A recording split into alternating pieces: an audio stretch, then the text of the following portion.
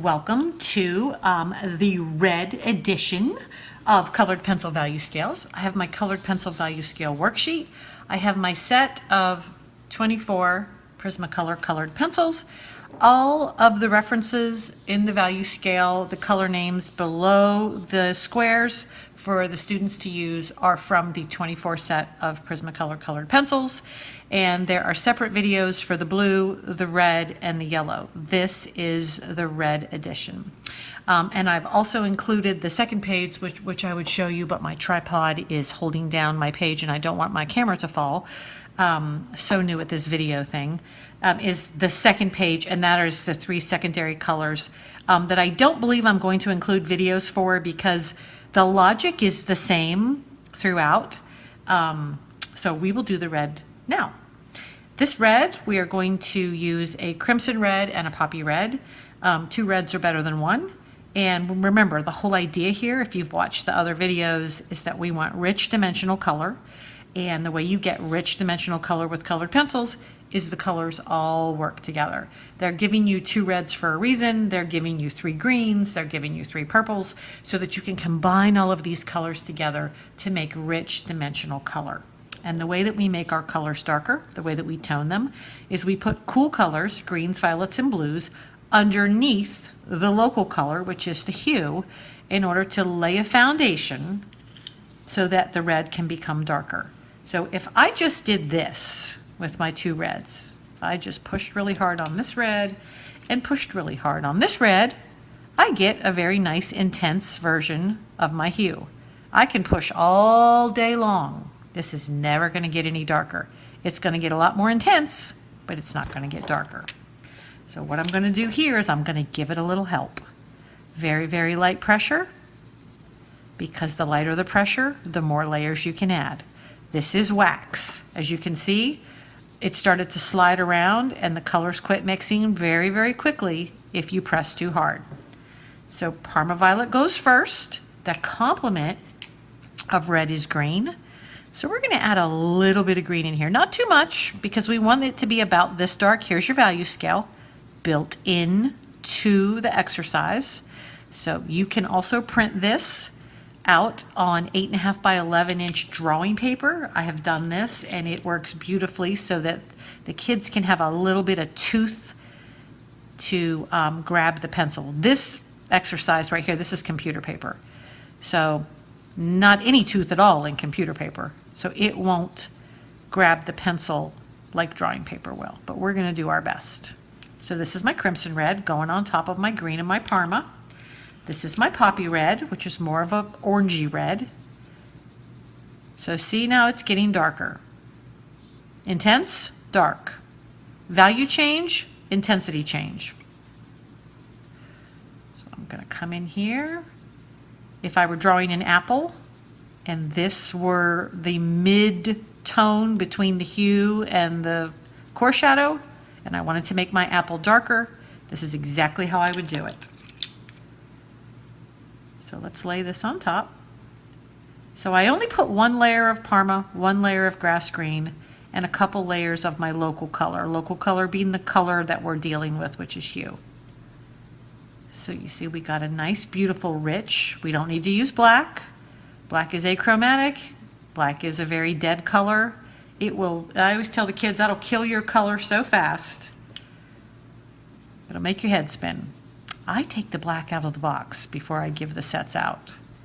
The kids are like, what? No black? Miss Fox, are you crazy? And I say, yes, I am. But it works. Here's my Parma Violet. This is 1 shade darker. So we're going to bring violet into the mix. So this is violet.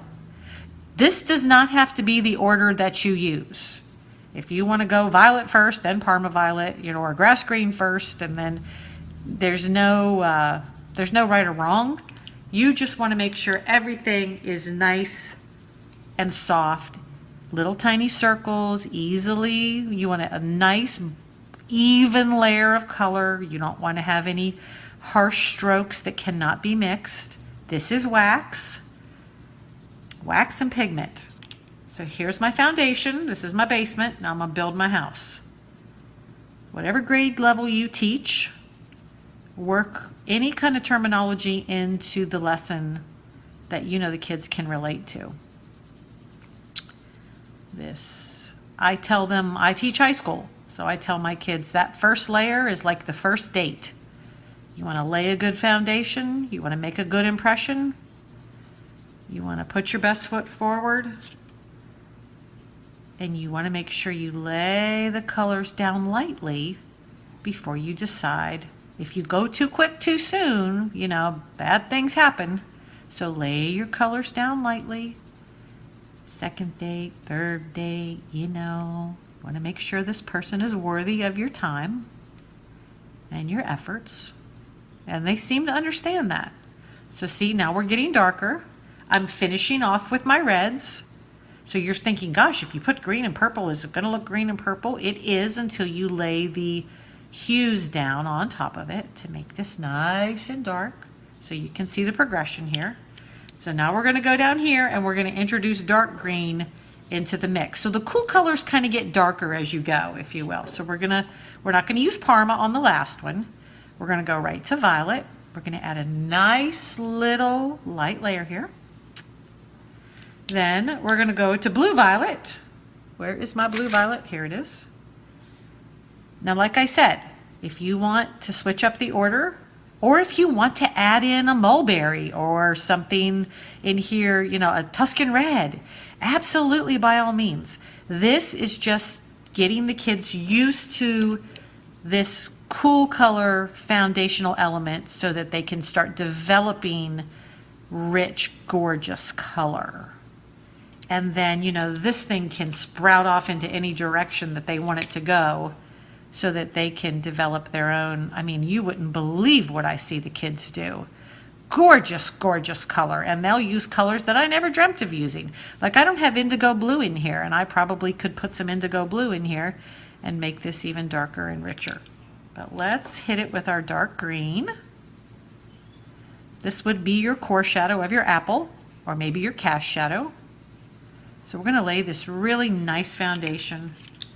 We're going to put a little bit of crimson in the middle here. I'm kind of sandwiching the colors in between each other. Going to throw a little of the poppy in because we need both reds. I did a sphere demonstration for the sphere exercise, and I did a red sphere, and this was about the color that the core shadow came out. So this is our deepest, deepest red. And it's beautiful and it's dimensional. Colored pencils like watercolor. It's very translucent. And the idea, you know, you have 24 pencils in the box. Why would you just color red with this crimson when you have all of these other colors that you can use? That's the logic and the theory behind this way of using colored pencils. So here's my deepest, darkest red. So as you can see, very different from here. And then down here, how we tint is we use, I'm going to go ahead and put a layer of white down. So it's just white and the two reds. So a little more white each time and a little less red each time. So very, very easy. Now, you know, if you were working on your apple, you might even want to go in there with some peach or some pink near the highlights. That would be great. But in the beginning, when you're first working with the colors and just getting used to what they will do, I like to keep it simple. Small steps, big victories. That's my motto. And you can see my kids' colored pencil work on my Instagram. It is at Mrs_T_Fox. That might be how you found me here. If you've already seen it, you already know. They are quite an ambitious group of young people, and I'm very blessed to know them. But I just know your kids are going to love this. I know it's going to be a great confidence booster for them, and they're going to be really excited about what they can do. The possibilities are just endless. So as you can see here, now we have our full progression, the very lightest red to the very darkest red. Adding our cool colors down here, getting slowly darker with our cool colors and more layers with our cool colors. We're adding our white down here. So I hope this has made sense. I hope you've gotten a lot out of this. I appreciate you buying the lesson. I appreciate you watching and listening to me. And I hope you have a wonderful evening. And I hope to see you again in another edition of Mrs. Fox's